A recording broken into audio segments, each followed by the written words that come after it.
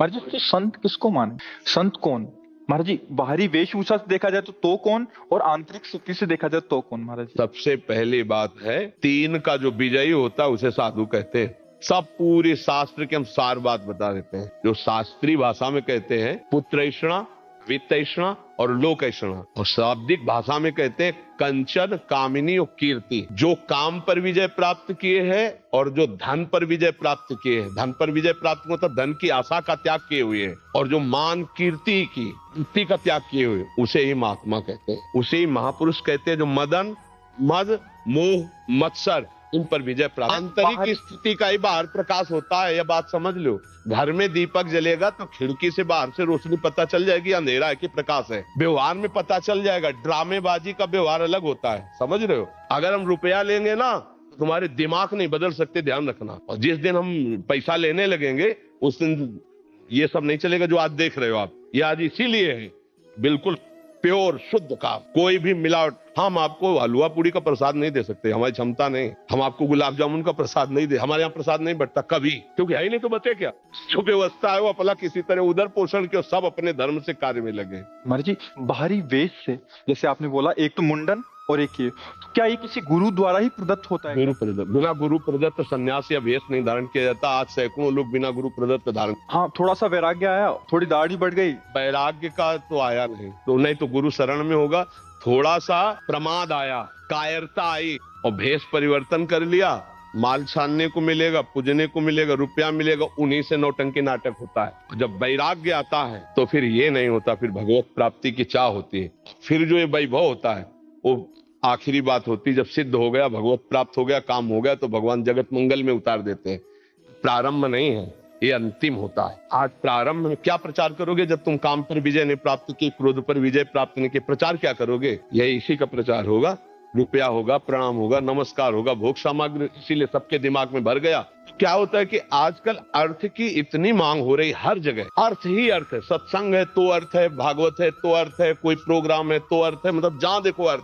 अर्थ से भोग सामग्री, भोग सामग्री का भोक्ता वो कभी ज्ञानी नहीं हो सकता, कभी भगवान का प्रेमी नहीं हो सकता, और कभी सच्चाई से नहीं चल सकता। जहां अर्थ की प्रधानता है, अर्थ की प्रधानता, इसीलिए लोगों के दिमाग में बात बैठ गई है कि ये सब धंधा है, क्योंकि इसको धंधा बनाया जा रहा है। तो इसीलिए लोगों को ये लगता है कि ये सब फ्रॉडगिरी है। ये सब भरोसो दृढ़ इन चरणन के रो। कभी भी संत महात्माओं ने अपने वचनों को नहीं बेचा है। ये जीवन की धरोहर है, कल जगत कल्याण के लिए कि बेचने के लिए है। महाराज जी, एक और प्रश्न है। ये तो हो गया एक। महाराज जी, आज देख रहे हैं कि कोई भी किसी को भी बाबा जी बोलता रहता है। वो पैंट शर्ट डाला है, वो कुर्ता पजामा डाला है, हाँ, क्या है कि बाल हो गए। उनकी मर्यादाओं को तो जानते नहीं है। संत किसी के आगे भी लगा है। हमारे यहाँ दिखाई देता है, कभी पैंट शर्ट में होते हो, कभी पूरे संत भगवा ऐसे धारण किए होते। ये सब नौटंकी नाटक संतों में नहीं होता प्रभु। एक गुरु मर्यादा होती है। जो गुरु ने लंगोटी लगा दी, जो गुरु ने भेष दिया, वो आजीवन उसको निर्वाह किया जाता। संत उसमें लंगोटी धारण करेगा? अरे बिना लंगोटी का कॉपी नवंता खलु भाग्यवंता। संत की स्थिति ऐसे। अच्छा, गृहस्थ में जो संत होते हैं वो अपनी मर्यादा से होते हैं। पैजामा कुर्ता पहने, कंठी है, तिलक है, नाम जप है, वो अपनी मर्यादा से रहते हैं। तो जो मर्यादा आचार्य परंपरा से बनी उसका त्याग किए हुए जानते ही नहीं। एक हितधाम में लाल कपड़ा पहने हुए थे, तो उन्होंने प्रश्न किया, तो जब उन पर दृष्टि गई तो स्थिति कुछ थी नहीं। तो हमने कहा प्रश्न बहुत ऊंचाई कर रहे हो, कहां से सन्यास लिया है? बोले कैसे नहीं, अपने मन से पहन लिया। तो अब क्या होता है कि भेष बनाने में कोई ज्यादा देर तो लगती नहीं। नीचे लाल पहन लो, ऊपर लाल पहन लो, नीचे पीला पहन लो, ऊपर पीला पहन लो, जैसा मनावे वैसा तिलक लगा लो। कोई जानने वाला तो है नहीं कि आपके संप्रदाय का तिलक लगाएं, आप किस आचार्य से जुड़े हुए हैं। अब वो क्या है, वो जो कार्य करेंगे वो संसारिक कार्य करेंगे और बेइज्जती होगी संतों की।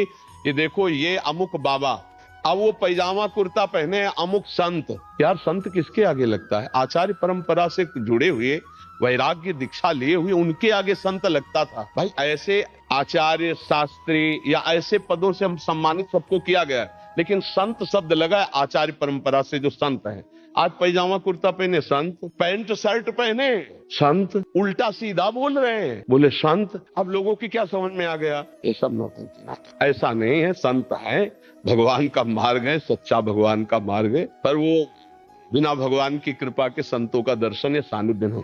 पांच संगत दुर्लभ हो, भगवान की कृपा आज बहुतायत है। बहुतायत सच्ची मानिए, ऐसी बहुतायत है कि जिसको जानना बड़ा कठिन। तो ये बात समझो कि अर्थ की प्रधानता, भोग की प्रधानता, मान सम्मान की प्रधानता, ये साधुता नहीं रहने देती, ये नाटक में उतार देती है। भगवान की कृपा से साधुता और संतों का मिलना बहुत कठिन है। आज जो संत हैं आप उन्हें पहचान भी नहीं सकते, ऐसे रह रहे हैं। ऐसे वृंदावन में, ब्रज में हजारों ऐसे संत हैं जिनको आप मानोगे ही नहीं कि संत है। साधारण कपड़ा पहने, कमंडल लिए, रोटी मांगे, खाए, छुप के भजन कर रहे हैं, कौन जान पा रहा है। तो अगर हम धन का महत्व रखेंगे, भोगों का महत्व रखेंगे, तो साधुता का मतलब क्या है? घर का को त्यागा था। गोस्वामी जी ने दो प्रकार के संत बताए। एक संत बताए जो भोग ऐश्वर्य को भगवान के लिए त्याग कर भजन मार्ग में चलते हैं, और एक नारी मुई घर संपत्ति नासी मूड मुड़ाए भय सन्यासी, गोस्वामी जी ने लिखा है। बहुत कठिन है साधुता का मार्ग और बहुत कठिन है संतों का दर्शन। ये भी बात समझ लो।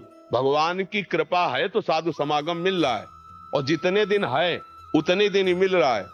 ये बाजार है, उठ जाएगी, ज्यादा दिन नहीं रहेगी। पकड़ना है तो पकड़ ले, तो गाड़ी छूट जाएगी। महाराज जी, दो शब्दों में एक अंतिम इसका करेंगे। महाराज जी, हमारी श्रद्धा ना हो जाए, इस वाक्य को पकड़ के कोई सच्चे संत पे भी ऐसा आरोप या ऐसी भावना कर सकता है, उसके लिए एक साधारण जो भक्ति मार्ग से विलग भी है, जुड़ा है, वो कैसे निर्णय ले? देखो, संत की सबसे पहली पहचान है, हम जिसके पास बैठे, पहला काम हमारे हृदय में शीतलता आने लगेगी या जलन पैदा होगी। दो काम। अगर आप पापाचरण किए हो तो आपके अंदर जलन पैदा हो जाएगी, लगेगा मैंने बहुत बुरा किया, अब नहीं करूंगा। उसके पास बैठते ही, उसके वचन सुनते ही आपके अंदर खलबली पैदा हो जाएगी, यार बहुत गलती हुई, अब कसम खाता हूं ऐसा नहीं करूं। दूसरी बात, अगर थोड़ा भी साधन भजन शुरू है तो आपको ऐसा लगेगा, मैं देख तो पहली बार रहा हूं लेकिन ऐसा लग रहा है मैं इनसे बहुत बार मिल चुका हूं।